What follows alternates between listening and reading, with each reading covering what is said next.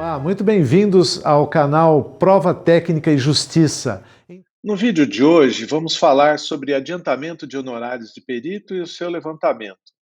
Nós vamos analisar como está regrado esse tema hoje no CPC de 2015, fazendo evidente uma comparação com o CPC anterior de 73.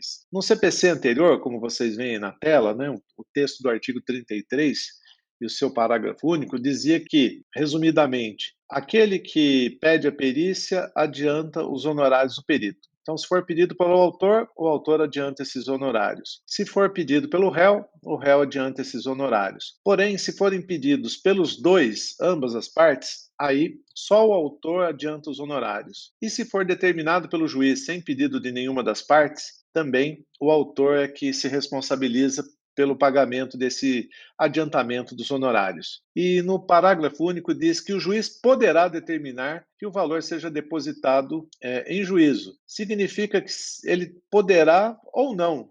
E na hipótese de não determinar o depósito em juízo, significa que o juiz vai determinar que os valores sejam adiantados diretamente na conta do perito. Caso ele opte por determinar o depósito da remuneração em juízo, aí o juiz determina, né, como é que vai ser entregue esse valor ao perito. Ele tem um limite máximo que é na apresentação do laudo e também a autorização da lei para fazer a liberação parcial quando ele entender necessária antes da entrega do laudo. Já no CPC de 2015, a disciplina alterou um pouquinho. O que diz lá?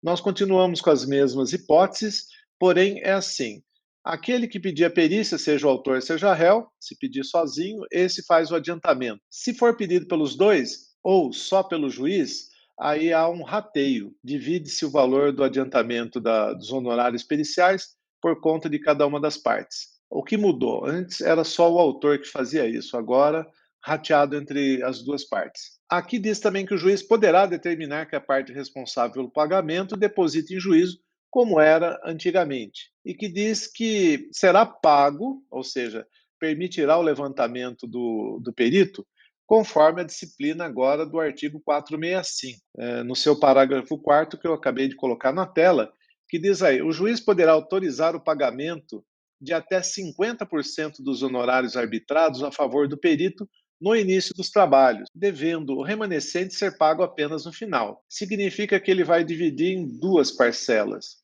Uma até 50%, ou seja, é aceito que possa ser determinado menos que 50%, e o que faltar, ele determina então que seja levantado ao final. Esse final também foi detalhado. Qual é o final?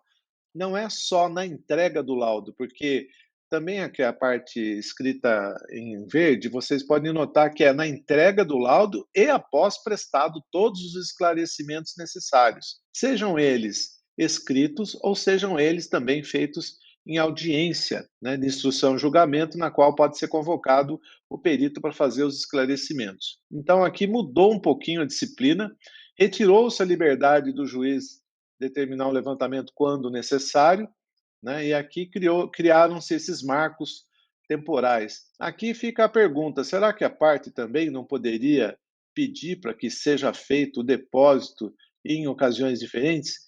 Parece que a resposta é positiva. Sim, é possível pedir isso, que seja pago conforme o andamento da perícia, um adiantamento no início, um pagamento ao final.